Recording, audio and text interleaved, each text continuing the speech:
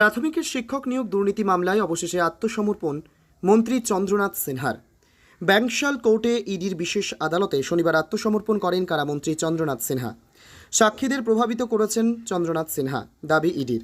তাকে 7 দিনের জন্য হেফাজতে নিয়ে জিজ্ঞাসাবাদ করতে চেয়ে আদালতে আবেদন করেছে এনফোর্সমেন্ট ডিরেক্টরেট। আগামী শুক্রবারের মধ্যে ইডির আবেদনের প্রেক্ষিতে জবাব দিতে হবে মন্ত্রী চন্দ্রনাথ সিনহাকে। নির্দেশ ইডির বিশেষ আদালতের। আগামী 16 সেপ্টেম্বর মামলার পরবর্তী শুনানি। 10,000 টাকার ব্যক্তিগত বন্ডে চন্দ্রনাথ সিনহা জামিন মঞ্জুর করেছেন। আদালত তাকে তার নির্বাচনী এলাকা থেকে সরে না যাওয়ার নির্দেশ দিয়েছেন। তিনি মামলার কোনো সাক্ষীকে প্রভাবিত করতে পারবেন না।